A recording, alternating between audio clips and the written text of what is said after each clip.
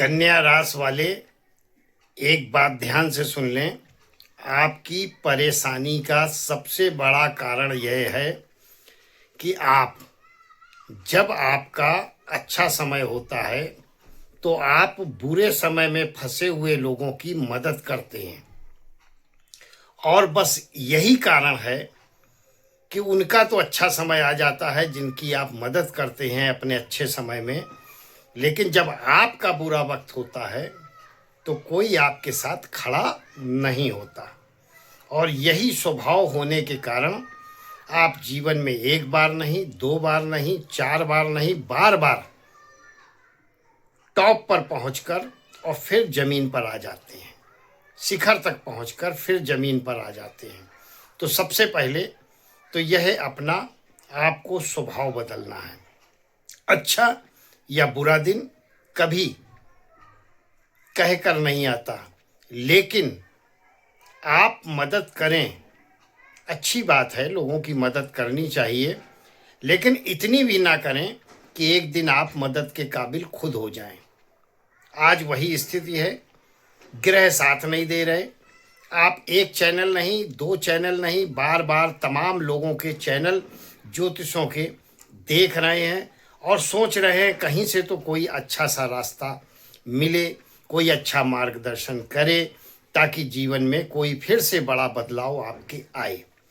तो आपको बता दें, 2025 ग्रहों की स्थितियों को लेकर शुभ अशुभ फल आपको देता चला आया। जिस प्रकार से ग्रह गोचर का फल और आपके जन्म कुंडली में जन्म के समय जो ग्रह जिस स्थान पर बैठे हैं उनका मिलान दशा, महादशा, अंतरदशा या फिर कुंडली में आपके बना हुआ दोष आपकी सफलता और असफलता को प्रदर्शित करता है, और उसी का फल आपको जीवन में भोगना पड़ता है। आप कई बार जीवन में बहुत ऊंचाइयों तक जाते हैं, शिखर तक जाते हैं, लेकिन उसके बाद भी एक समय फिर से ऐसा आता है कि शून्य जो है जैसे आपकी किस्मत में जुड़ ही गया हो, शिखर से शून्य पर फिर आ जाते हैं। और उसका कारण आप में दया की भावना, ममता की भावना और लोगों की मदद करने की भावना है। आपके पास हो या ना हो, उसके बाद भी आप लोगों की मदद करने के लिए खुद रिस्क ले लेते हैं, खुद कर्ज ले लेते हैं, खुद परेशानियां मोल ले लेते हैं, जबकि वो सामने वाला व्यक्ति आपको बेवकूफ़ भी समझने लगता है कि यार कैसा आदमी है, इतना सच्चा और इतना अच्छा और इतना ईमानदार इंसान आज के ज़माने में मिलना बहुत मुश्किल है। और बस चूँकि आप में एक बहुत बड़ा गुण है, बहुत बड़ी ताकत है, बहुत बड़ी शक्ति है कि आप बार बार गिरने के बाद भी फिर से मजबूत ढंग से खड़े भी हो जाते हैं। और उस समय आपका साथ देते हैं ग्रह गोचर के ग्रह। जब ग्रह गोचर में अपना शुभ फल देते हैं तो आपको लाभ देते हैं, और वही लाभ 2025 में आपको जाते जाते 2025 का आखिरी महीना यानी कि साल का आखिरी महीना दिसंबर देकर जाने वाला है। क्योंकि दिसंबर में ग्रह गोचर कुंडली में आपके कन्या राशि के जातकों बहुत बड़ी कामयाबी लिखी हुई है। क्यों लिखी है? क्योंकि ये दिसंबर माह में गुरु, सूर्य, शुक्र, मंगल, बुध और राहु, ये सारे ग्रह अपना राशि परिवर्तन करने जा रहे हैं, अपनी चाल को बदलने जा रहे हैं, और योग कुछ ऐसे बनाने जा रहे हैं जो बहुत महत्वपूर्ण है। जैसे मंगल आदित्य योग बनेगा, शुक्र आदित्य योग बनेगा, बुध आदित्य योग बनेगा, विपरीत राजयोग बनेगा, नव पंचम योग बनेगा, और गज केसरी योग बनेगा, और साथ में समसप्तक योग भी बनेगा। केंद्र त्रिकोण के भी तमाम शुभ योग आपके लिए आखिरी साल में के महीने में बनने वाले हैं।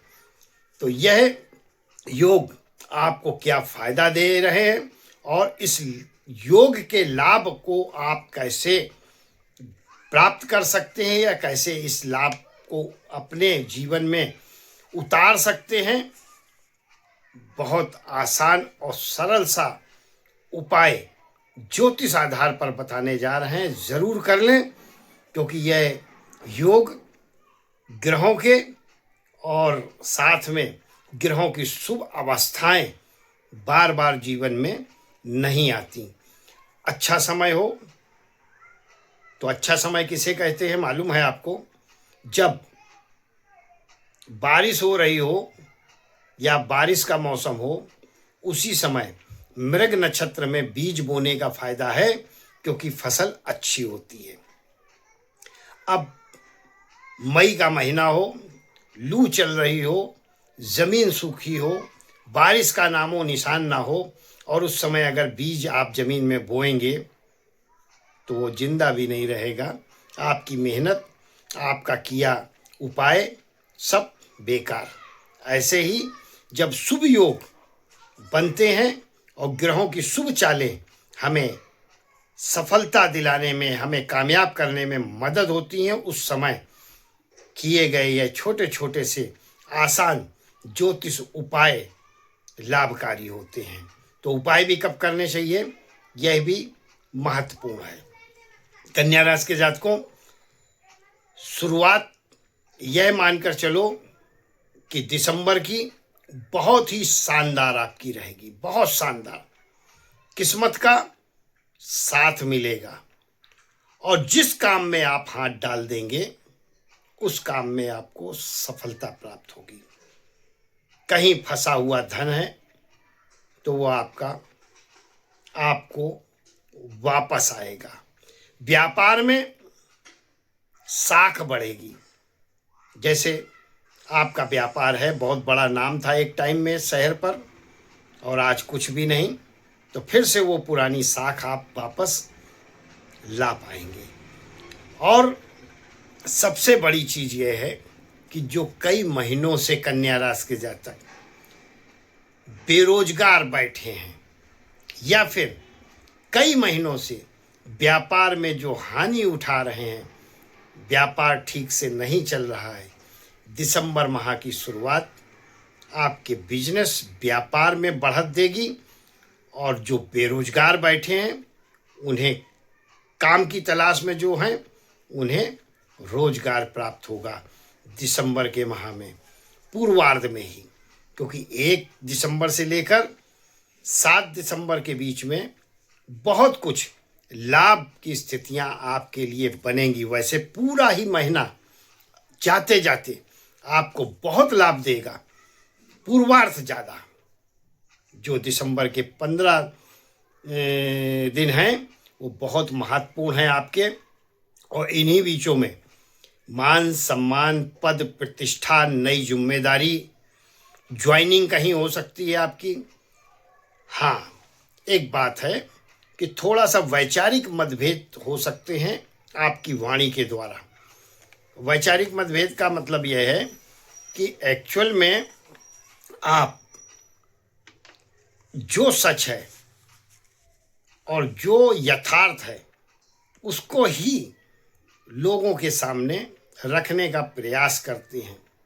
लेकिन साथियों, कन्या राशि के जातकों, यह युग कलयुग है। यहाँ किसी को अच्छी सलाह आप देते हैं तो उसको सुनने वाला चाटुकारिता भी बोलता है और आपकी ईमानदारी या आपके सही मार्गदर्शन को गलत ठहरा देता है। तो अच्छा है कि आप कहीं कुछ गलत करें नहीं, गलत देखें।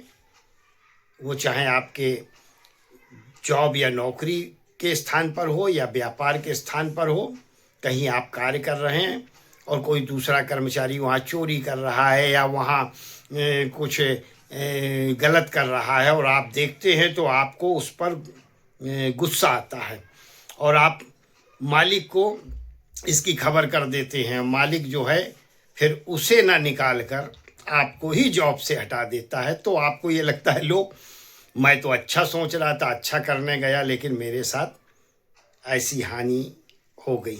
और ऐसा पहली बार नहीं हुआ है, कई बार हुआ है। इसलिए दिसंबर के माह में वाणी को विराम देना है और अपने काम से मतलब रखेंगे तो ज़्यादा दिक्कतें आपको नहीं आएंगी। साथ ही क्रोध की भावना को अपने नियंत्रण में रखें और वाद विवाद में ना करें और ना किसी के वाद विवाद में समझौता या सुलह कराने की कोशिश करें।